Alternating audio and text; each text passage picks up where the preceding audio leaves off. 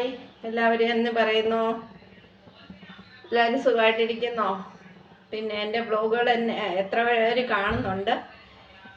ശരിയായിട്ട് കാണുന്നവർ ഒത്തിരി പേരൊന്നുമില്ല, കുറച്ച് പേരുണ്ട്. പിന്നെ സബ്സ്ക്രൈബറൊക്കെ കുറേശ്ശെ കിട്ടുന്നുണ്ട്. പിന്നെ ഓരോരോ വിഭവങ്ങൾ ഞാൻ ഉണ്ടാക്കും. ഞാനിപ്പോൾ വന്നത് നമുക്ക് ഉണ്ണിമേരി ബാലൻസ് ഇരിപ്പുണ്ടായി. അപ്പോൾ ഉണ്ണിമേരി വെച്ച് നമുക്കൊരു കറി ഉണ്ടാക്കാം, മുളകിട്ട്.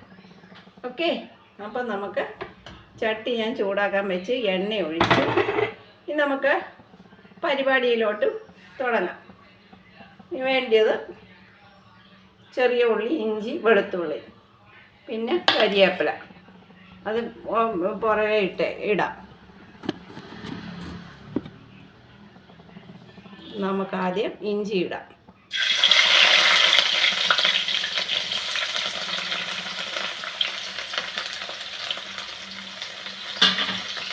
ഇഞ്ചി ഇടാം, നമുക്കതൊന്ന് വറക്കാം.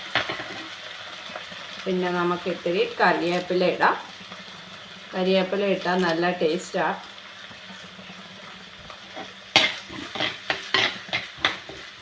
അപ്പം അതൊന്ന് മൂക്കട്ടെ. ഇത്തിരി മൂക്കാൻ വേണ്ടി നമുക്ക് വേണമെങ്കിൽ ഇത്തിരി ഉപ്പിടാം.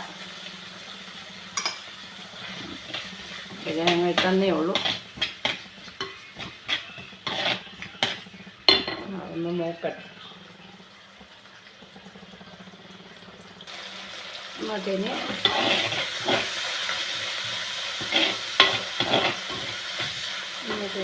മുളകിടാം. മുളക്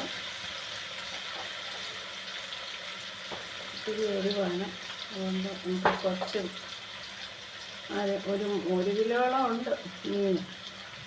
നമുക്ക് കുറച്ച് മഞ്ഞൾപ്പൊടി,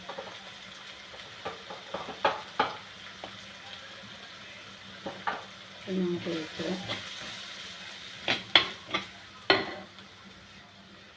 നമുക്ക് നല്ലപോലെ വഴറ്റാം. ഒത്തിരി എരിവായ പിള്ളേർക്ക് അങ്ങോട്ട് പിടിക്കത്തില്ല. അല്ലെങ്കിൽ കുറച്ചുകൂടെ തിരിയമുളകില്ല, തീർന്നു.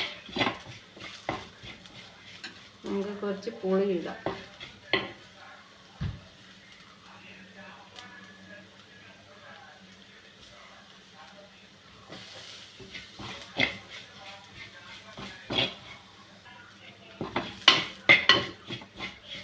ഇച്ചിരി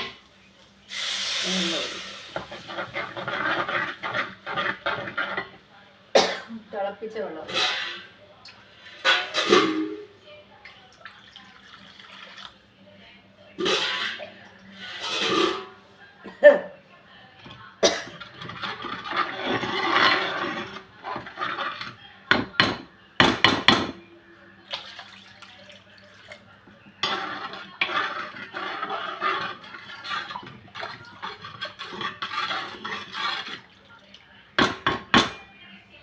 നമുക്ക്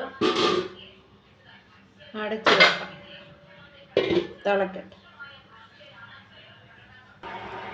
ഇപ്പം നമ്മുടെ മീൻ കറി തിളച്ച് നമുക്കിനി മീൻ പരക്കിയിടാം.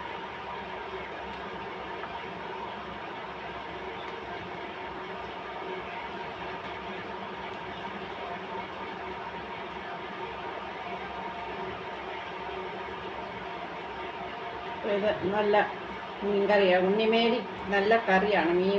ഉണ്ണിമേരിക്ക് നല്ല ടേസ്റ്റാണ്. പിന്നെ കൂട്ടാൻ അടിപൊളിയാണ്. അപ്പം ടിഫിൻ കൊണ്ടുപോകാൻ മോനെ. ഇവിടെ പറഞ്ഞു.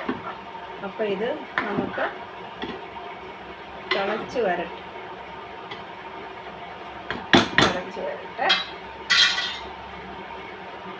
അപ്പം നമ്മുടെ കറി വേവട്ടെ. അപ്പോൾ എൻ്റെ മീൻ കറി തിളച്ച് നന്നായിട്ട് ഞാൻ സിമ്മിലാക്കുവാണ്. കുറച്ചൊന്ന് ചുറ്റാം. തീ കുറച്ചിട്ട്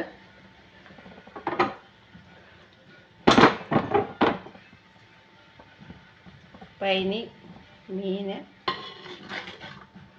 ഒന്ന് ഇതാകുന്നേ ഉള്ളൂ. എപ്പം പുളിയുണ്ടോ തിളച്ചതല്ലേ ഉള്ളൂ, ഉപ്പും പുളി പാവത്തില്ല, എങ്കിലും നോക്കാം.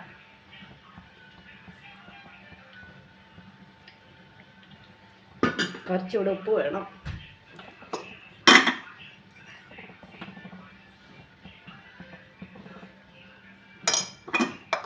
അത്രയും മതി, തിളക്കട്ടെ.